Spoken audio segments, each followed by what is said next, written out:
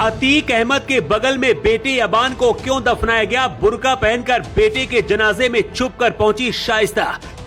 UP police और STF जवानों ने घेरा, सीसीटीवी में कैद हुई पूरी वारदात। अबान की पोस्टमार्टम रिपोर्ट में क्या खुलासा हुआ? जिस क्रेटा कार से हुआ अबान का एक्सीडेंट, मोहम्मद जैन निकला असली मालिक। अब ये 3 सवाल खोज रही पुलिस। अतीक अहमद के बेटे अबान की मौत को लेकर कई बड़े खुलासे हुए। सबसे बड़ा खुलासा पोस्टमार्टम रिपोर्ट में हुआ है। दूसरा खुलासा उस सीसीटीवी कैमरे की फुटेज में हुआ है जो इस वक्त यूपी पुलिस के पास है। और तीसरा सबसे बड़ा खुलासा हुआ है उस क्रेटा कार के बारे में जिसके टकराने से अबान अहमद की मौत हुई है। कसारी मसारी कब्रिस्तान, जहां पहले से ही अतीक अहमद की कब्र है। छोटे बेटे अबान को भी अतीक के बगल में दफनाया गया। 3 साल पहले तक जिस अतीक अहमद का प्रयागराज और आसपास के इलाके में सिक्का चलता था, पूरा साम्राज्य खत्म होने की कगार पर पहुंच गया। लेकिन अबान को अतीक के बगल में क्यों दफनाया गया और शाइस्ता बुर्के में छुपकर बेटे की कब्र तक कैसे पहुंची? यूपी पुलिस को पहले से इस बात की उम्मीद थी कि अबान अहमद की मां और अतीक अहमद की पत्नी शाइस्ता परवीन, अशरफ अहमद की पत्नी जैनब फातिमा और अतीक अहमद की बहन आयशा नूरी जरूर पहुंचेंगे। अतीक अहमद के 2 बेटे जो इस वक्त जेल में बंद है, अली और उमर अहमद ने मांग की थी कि उन्हें अपने भाई के जनाजे में शामिल होने के लिए छोड़ा जाए। कोर्ट ने इसकी अनुमति भी दी, लेकिन कसारी मसारी कब्रिस्तान को पुलिस छावनी में बदल दिया गया। यूपी पुलिस और यूपी एसटीएफ के जवान चप्पे चप्पे पर लगाए गए ताकि फरार चल रही शाइस्ता परवीन को पकड़ा जा सके।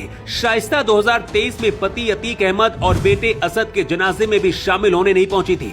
अबान अहमद की जिस क्रेटा कार से मौत हुई, वो कार अतीक परिवार में से किसी की नहीं थी। उस कार पर ओवर स्पीडिंग के कई चालान पहले से हो चुके। इसके साथ ही पार्किंग रूल्स तोड़ने और बिना डीएल ड्राइविंग के भी चालान हैं।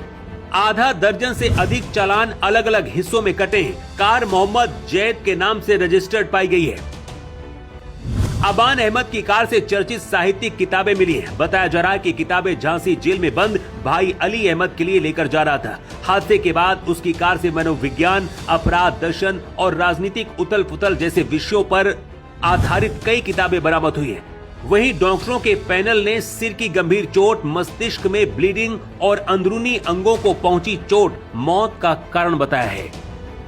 माफिया अतीक अहमद के सबसे छोटे 5वें बेटे अबान अहमद को प्रयागराज के पुश्तैनी कसारी मसारी कब्रिस्तान में दफनाया गया। जुमे की नमाज के बाद उसे सुपुर्द खाक किया गया।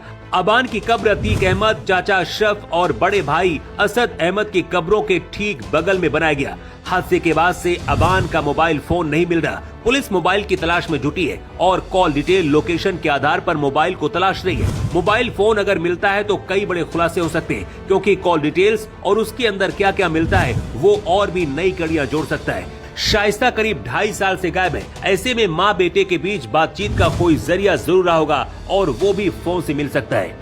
जिस क्रेटा कार से एक्सीडेंट हुआ उसके मालिक मोहम्मद जैद से भी पुलिस उगलवाने की कोशिश करेगी। गाड़ी के ओवर स्पीड से लेकर दर्जन भर चालान कैसे हुए, कहीं ऐसा तो नहीं कि इसके पीछे कोई बड़ी साजिश हो।